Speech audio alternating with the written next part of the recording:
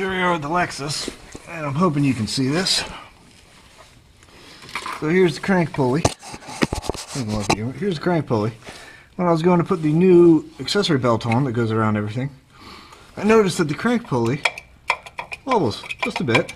You can rotate it. Not spinning the engine, as you can see from the timing marks. No, not spinning at all. That wiggles. Yeah. And it'll basically do that really loud when you'd like start the car. You get this nasty humming sound like that. But at the speed with the car's running, so it's much faster. And I have no idea where all this oil leakage came from either, but I got a new crank seal. I'm guessing that's what it might be.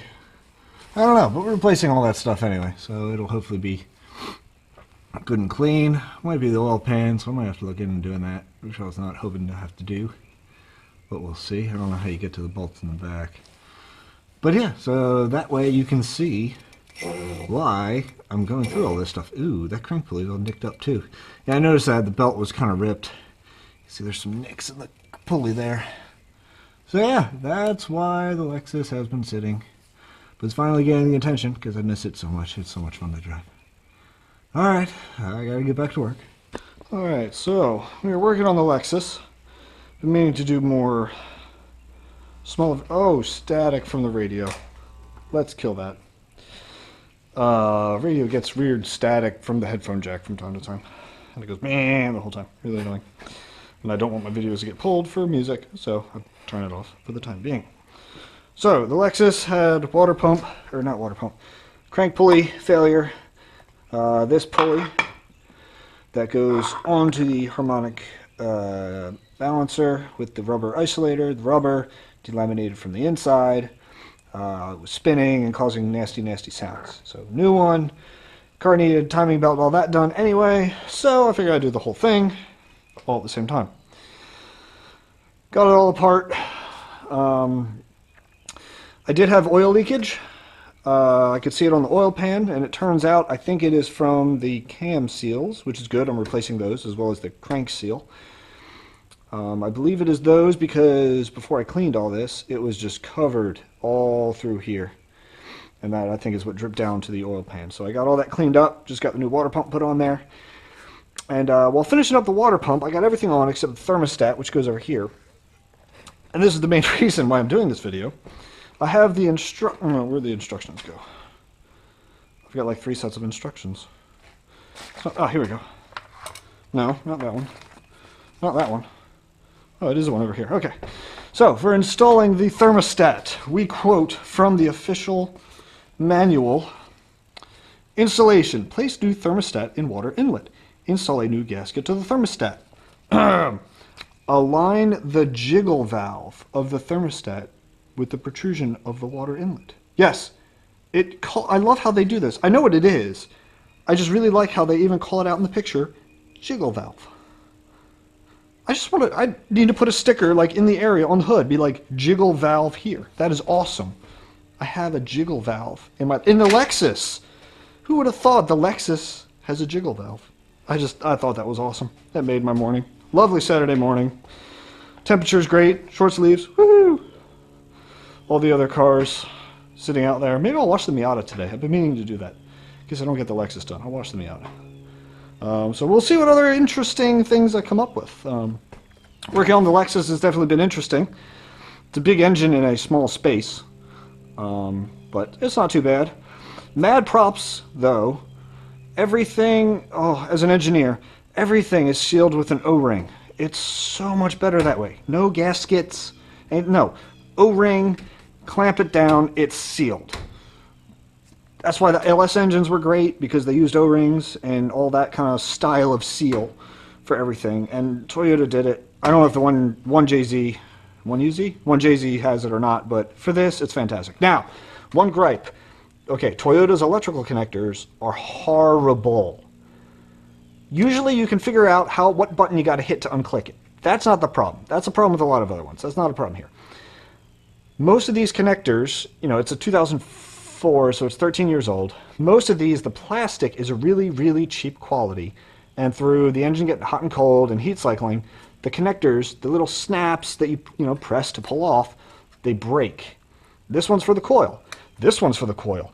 This one's for the coil. 3 coils, wasted spark. 2 out of the 3 broke. They broke last time, but luckily I was able to find replacement ones. Yoda connectors have replacements that should fit. And it's great. I mean, I can depin it from there, put the new connectors on. But really, out of all, Toyota should know better. I'll give them that. Toyota should know better. O-rings, great. Connectors, good quality plastic, because over time they will crack. I've got a couple other, this one's cracked, and one of the other ones, oh, the one for the throttle body is cracked.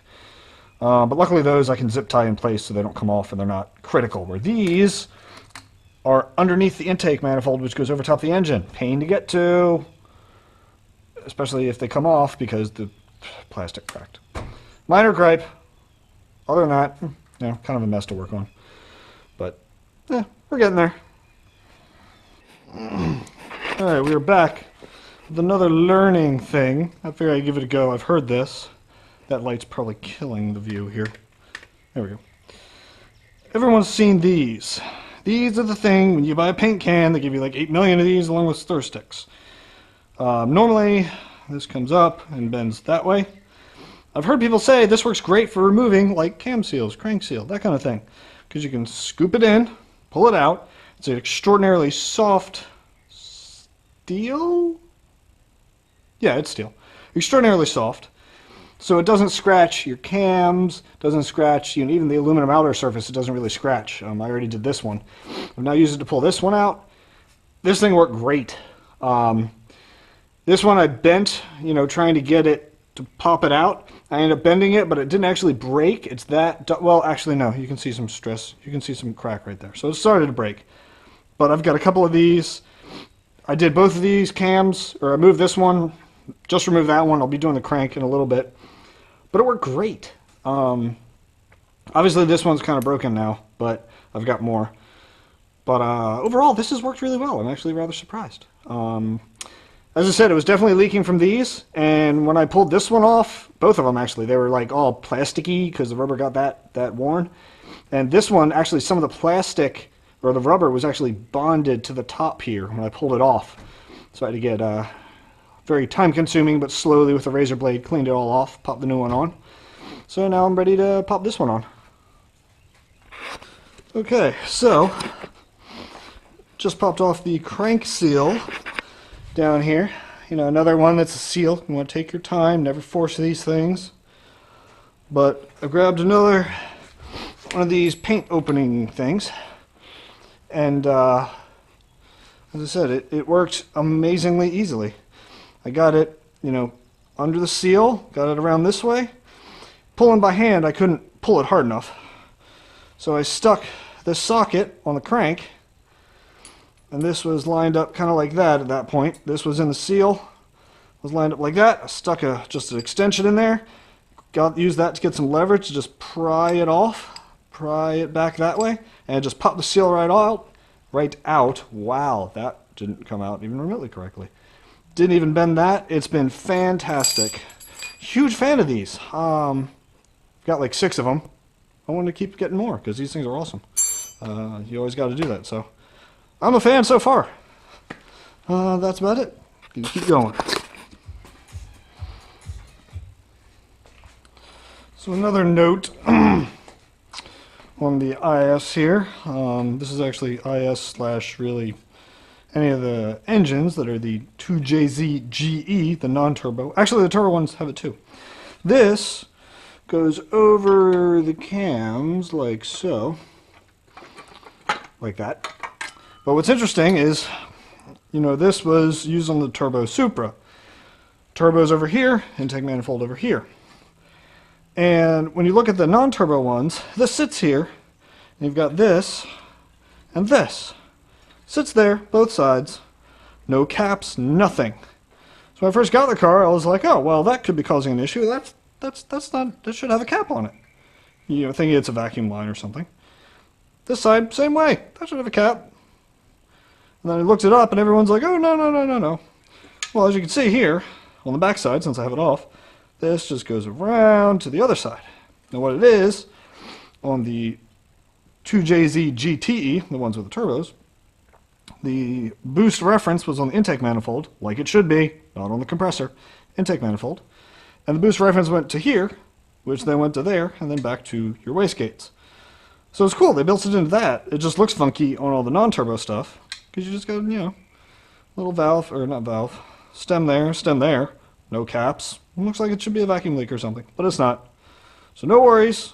Got me off guard at first, but that's how it's supposed to be.